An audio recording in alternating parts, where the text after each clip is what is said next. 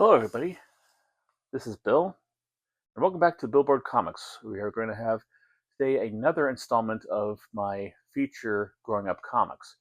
Um, this week, we are going to talk about a comic book title that I've mentioned in several other installments of this series, notably the one Baseball Cards to Comic Books, and also my first comic book store. It is Marvel Fanfare, the series Marvel Fanfare. Um, for those who are not familiar with it, and there's probably a lot of you out there who are not familiar with it, because the final issue was published of the first series 34 years ago, um, probably before a lot of you were born, perhaps even before even your parents were born. I don't know about that, depending on when you're watching this. Um, but nonetheless, it was an important book in my history, and it doesn't seem to be actually really acknowledged much um, in the history of comic books altogether, and I think it should be. And there might be reasons for that. I will go into a little bit there. Um, the first issue of the series, Marvel Fanfare, appeared in on December 8th, 1981. That was way before I started collecting comic books. Um, I first started my first copy of the series that I bought was number 7. Issue 7 came out uh, about a year later, uh, in December 14th, 1982. Um, the reason why it took a year to get those 6 issues is, if you do the math in your head, it was published bi-monthly. That means once every 2 months it would be published. The second issue was published in February of 1982, the third in April 1982, and so on and so forth. Um, I came upon it when I first came to the comic book store that I was talking about, the comic book Jima Books in Lee Park Avenue in Wilkes-Barre, Pennsylvania. I do have a whole video devoted to going there, so check it out, please. If you don't, that'd be awesome. To find out more information about that. But nonetheless, it was like I really was drawn to it. First of all, I was not able to see this comic series anywhere else, in like anywhere. It was not made for newsstands. It was sent directly to the direct market. It's one of the few books that they had that there. There's a number that had that kind of quality to them, but this is one of the major ones from Marvel. Um, it was also like published on a more glossy paper with better paper stock, and it had the illusion of being like a fancier, ritzier comic book. It was more of a prestige book. And at the time, I was totally buying into this because it just seemed that way, especially with the stories in the first issue I read, which I will go into in a couple seconds. Of course, looking back at it now, um, yeah, there's a lot of great stories in it, but it is also a way to actually get rid of like inventory stories. Um, and I'll go into that later on as well. Uh, but the first issue, like I said, I got was the 7th issue in December of 1982, and I was hooked from the get go, pretty much. Um, Although I didn't actually add it to my pull list into the 14th issue. I think it's a case of like, as I spoke in about the comic book stores, kind of away from my house, and I think we didn't always go down there on a regular basis until I actually started having a reason to go down there, which is having a pull list. My first issue that I actually started collecting it was on number 14, which came out in February 7th of 1984. So you can tell like the bi-monthly would have that effect on it. That's why it took so long to get completed. But nonetheless, like the first one I got was number 7. It was like the cover featured the Hulk and this big fat guy, and not I'm here. Here I am, not criticizing him because I'm living that life. Um, Holding a guy against this invisible field, and there's a guy in the distance in a red outfit that seems to be things are emanating off of him against a yellow background. Very, very eye catching, very grabbing, very very, very in your face. So um, obviously, I picked it up. Um, it was not an easy decision because the issue cost $1.25. The rest of Marvel's output cost 60 cents. So this is twice as much as any other Marvel book I would buy, I pick up. So this book was taking the place of two books, and I was kind of hesitant about picking it up, but this is I'm not going to go into my entire relationship with my father because it's none of your business, and there's a lot of stuff I don't want to talk about. It wasn't exactly all you know coffee and roses and whatever, but this is one of my fondest ones because he saw me debating about that and he goes like, "I'll get it for you." Okay.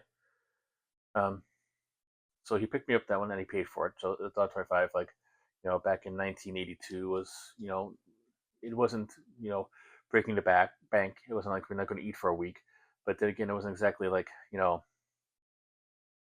casual money to be throwing around. But anyway, I read the I read the book from cover to cover, and I loved it. I remember finally the first stories. There's two stories in the issues. I actually completely forgot about the second story. I will tell you why when we come to it. The first story was called "With Friends Like These," and I'll show you some panels from this as I talk.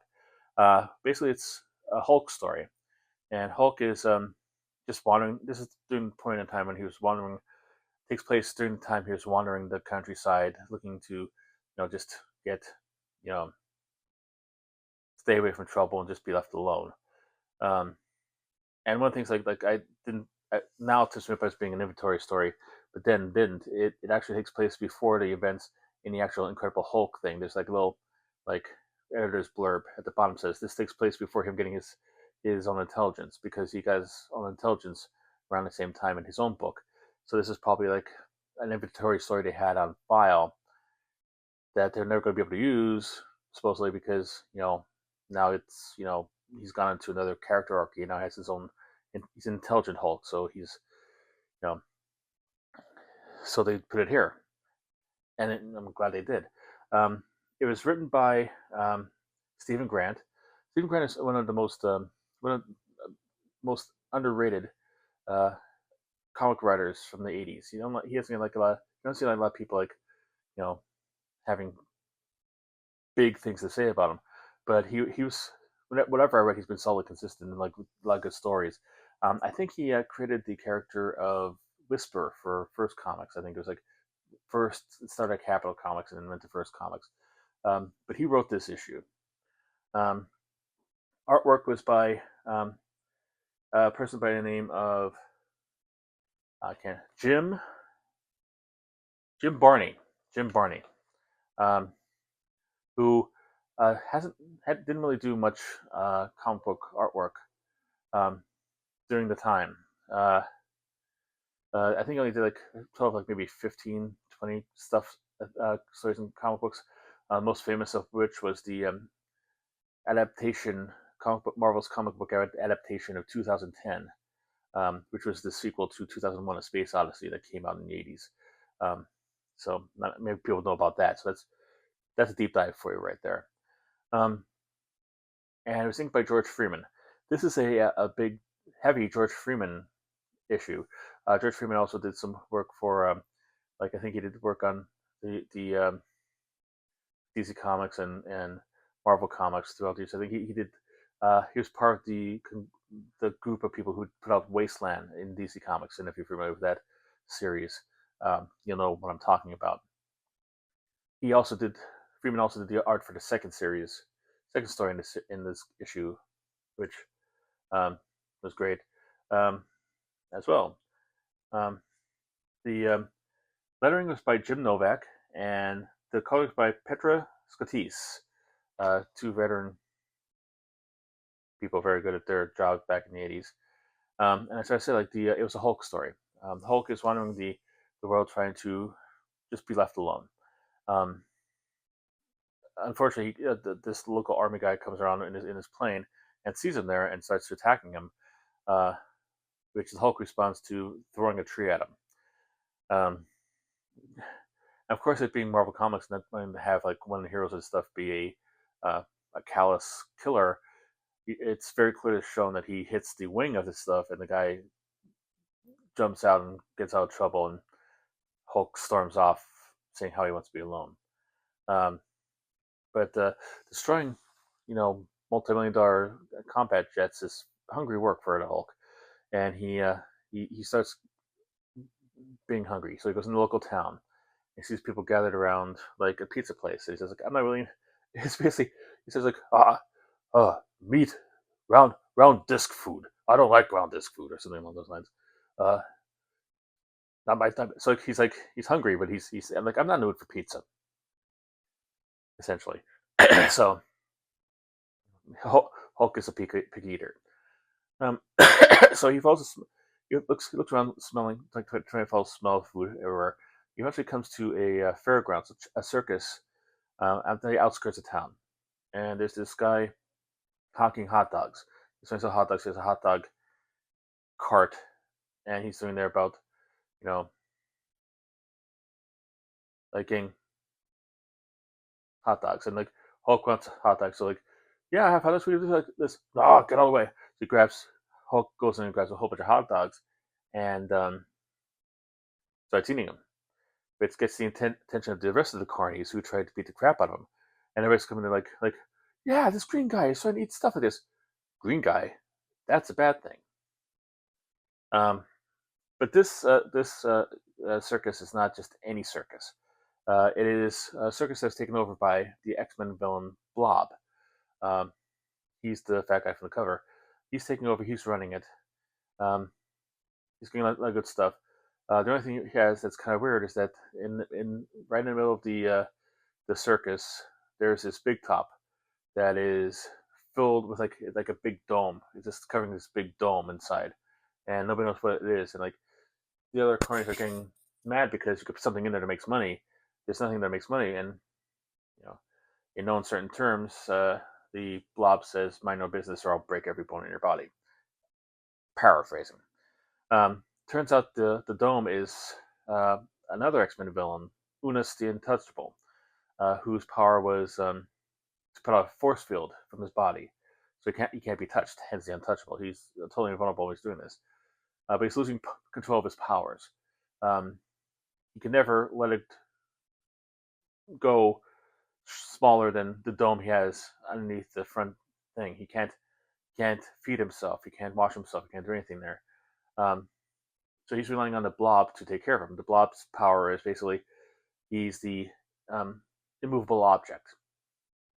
If he doesn't want to be moved, he doesn't get moved. He gets planted in the ground, and you try to like run a train through him, the train will just be destroyed because he's pretty much vulnerable when he's set in that, and no power in the earth could do that.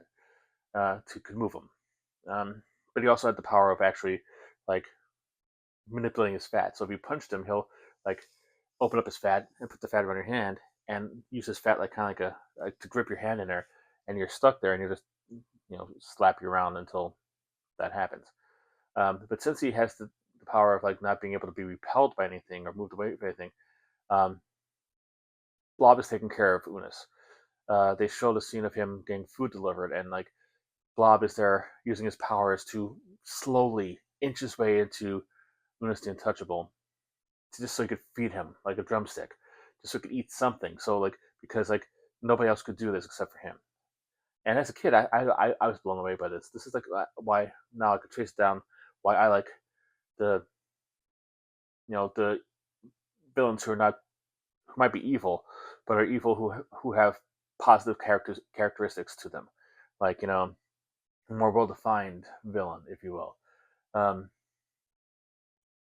this is a guy. These are guys who are like you know basically like they were the Brotherhood of Evil Mutants, and they fought the Avengers, they fought the X-Men, they fought all bunch of people.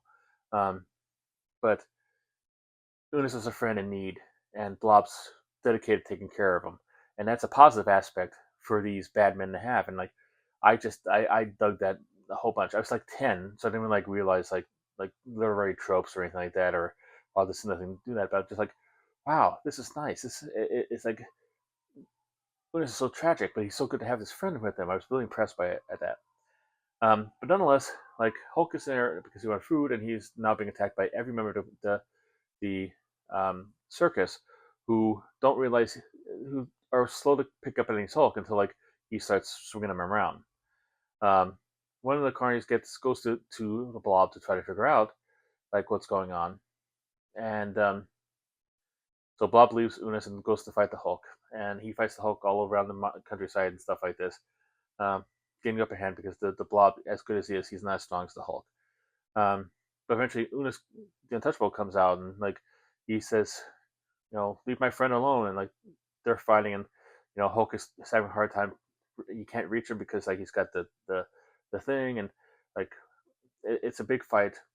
Um, I read it just before I made this video, but I don't want to like recap the entire issue for you. Um,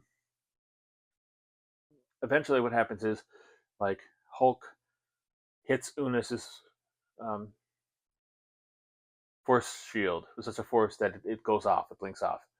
Now Unis, it's gone away, it goes away. Doesn't kill Unis, he's still okay. He's okay. He's great.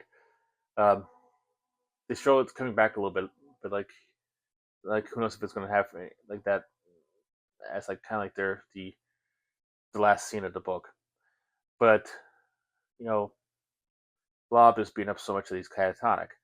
So it's the situation was reversed. Unis goes like, "No, buddy, I'll take care of you. Just like you do this. Don't worry about it. I'll take care of this. And when you come back to us. I'll work on you every day. We'll do this. You'll be fine."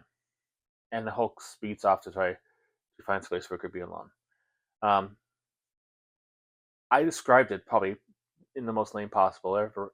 I loved it when I was a kid. I loved it when I was 10 years old. I thought this is the high quality. If this is a high quality book, and this is a book that actually kind of sells the idea it's a high quality book. However,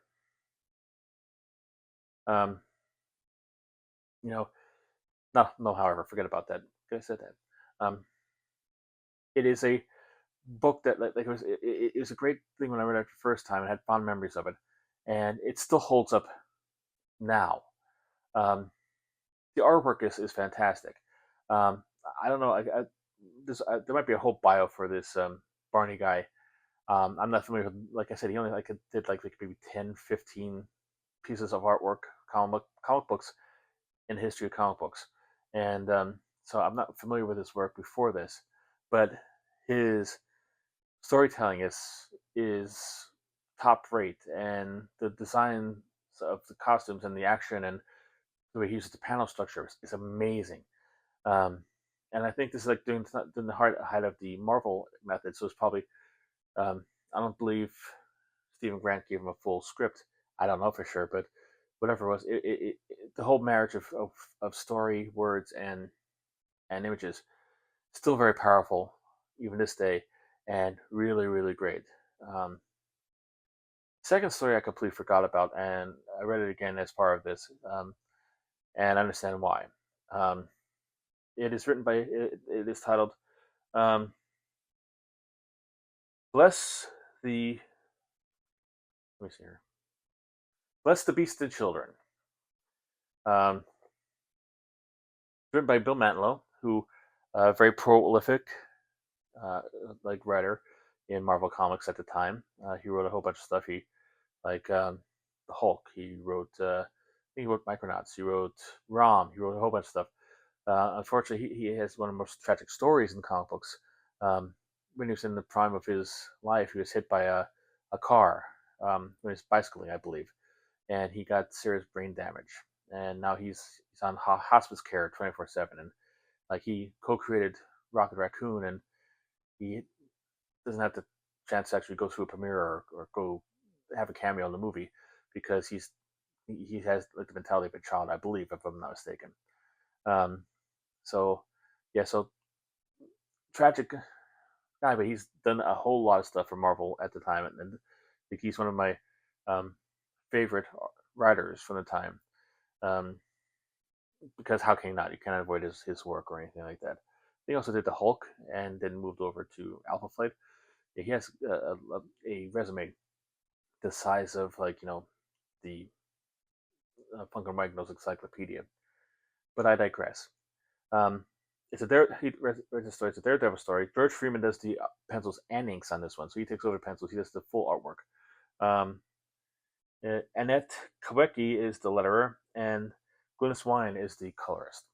And this is a Daredevil story. It takes place in New York City, and the story opens with this a Daily Bugle truck losing control of its like I guess whatever lose control of the car, and they're in and out of traffic.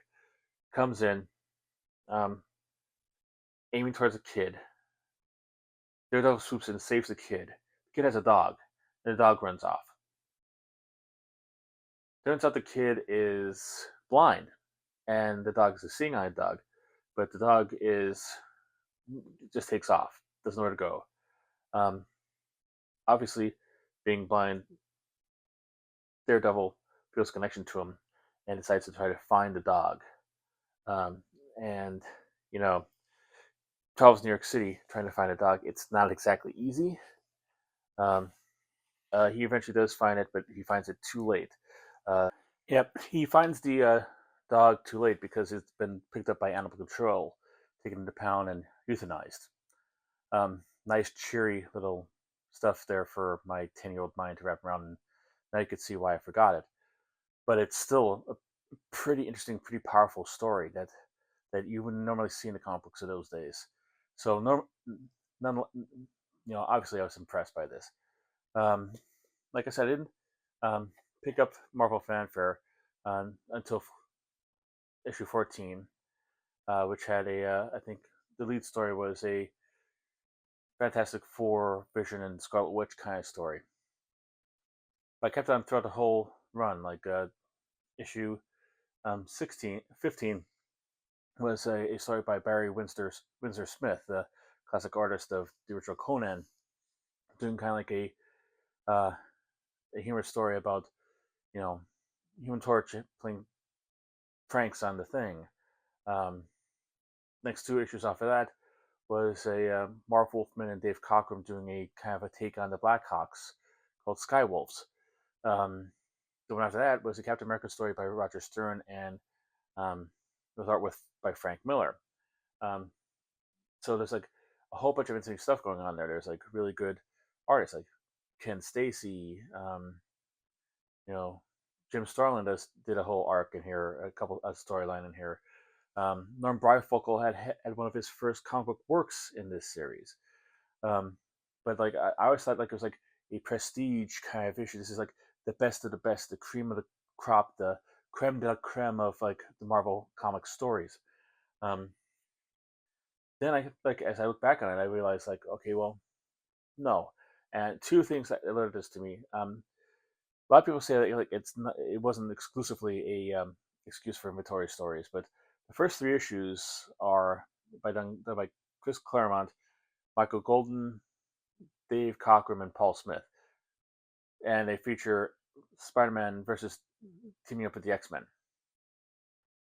But it's staged in such a way that you could actually, when I finally actually did buy those issues and read them, you could tell that it was originally meant for Marvel Team Up.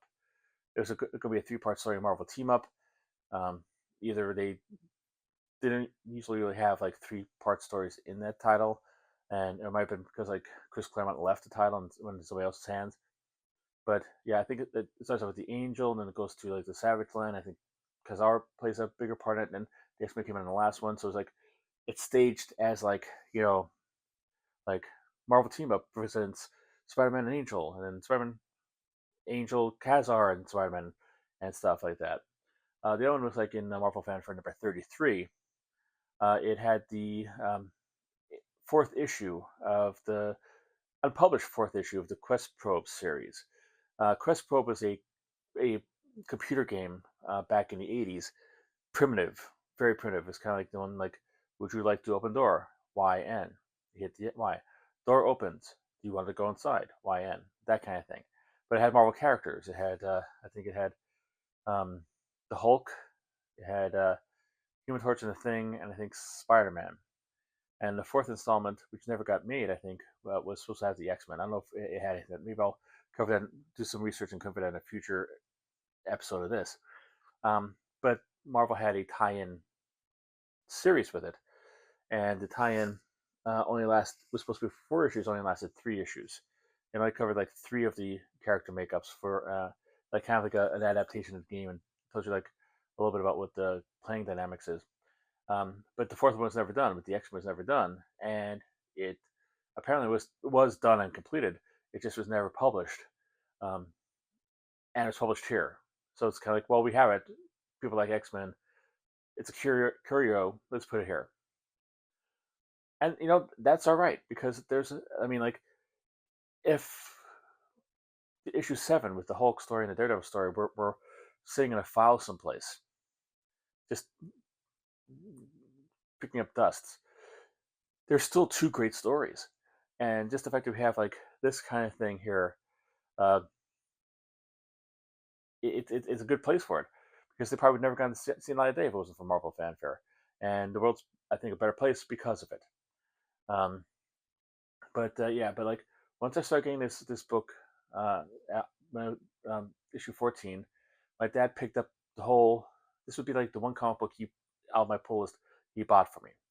Eventually, like by the time it ended, the last issue was, I believe, in 1991. Uh, the on sale date was October 22nd, 1991. This issue, um, I think it lasted 60 issues. Um, yes, 60 issues. 60th was the last one. It was a Black Panther story.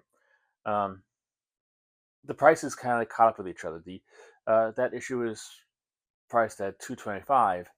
Um, the regular comic books at the time were priced at $150, give or take. Um, so it was like a 75-cent difference instead of being a whole twice as much. Um, but it kept it throughout the whole thing. Um, but and that's the most important thing I'll take from this, like the memory of, like, this is one way my father could still keep bonding with me and my new hobby without going full bore into having a comic book collection of himself. Um, which I will always admire and respect, and I always have fond memories about. I always look back at it, like, thinking it was like really cool. But furthermore, like I said, it was like it introduced a whole bunch of new storylines to me and different characters and stuff like this. It instilled a love of anthology stories in me, um, which not very popular format these days, but I like the idea of having trial issues and having characters you might not know of, and just run up the flagpole, see if anybody salutes, see if anybody reads it, see if anybody wants to see more of this. Someplace where new creators could actually work out their stuff and try to actually like um, like do a story, like Norm Breyfogle. Um, so it for me was a very important part of my history. Um, but it should have some kind of recognition in some other history. I mean, you're not going to go get rich by reselling these. You're not going to get like rich by like it's not going to appear on like any of best stuff lists, not that I know of. But it was good, solid stories that by creators who, some didn't go on anything, some did. Some were big all the way before they did this, some weren't. Um, um, and it was something that, if you find it in dollar bins, because sometimes you do find them in dollar bins, and you want to pick up a couple, give it a shot. I liked it. I have a complete set of it, and yeah, just make sure it's the first series, not the second series. Second series is not really as good as the first, but again, that always happens. The copy is never as good as the original. But that's it so far. I hope you enjoyed this little trip, me talking about Marvel Fanfare and the stories that I did. I'm sorry if it spoiled it for you. I know there is going to be a trade paperback, not trade paperback, a omnibus edition of this coming out, and you might get a chance to read all these in one fell swoop, at least half of them. I think it's going to be like 1 to 30, so there's probably going to be a second omnibus, probably 2 omnibuses to cover the entire run. But Yeah, it will be, if you want to take a chance on that, you can, but I recommend it highly. If you have fond memories of the series Marvel Fanfare, or if there's like a particular issue that stayed with you as a kid, that you read as a kid and stayed with you, or as an adult, or as whatever, um, leave a discussion in the comments. Just like making sure that you know that you can like start this discussion and we can talk about it. You can always share it with your friends if you want to. Just like, hey, I remember this. Um, and also, if give me a like and a subscribe, because I'll do more. If I find out that people like this, I'll do more kind of like um, fond remembrances of comic series past that might not be getting the same kind of respect that they should. All right. Everything being equal, I will uh, talk to you later. And until we talk again, keep collecting and go get yourself some Marvel Fanfare.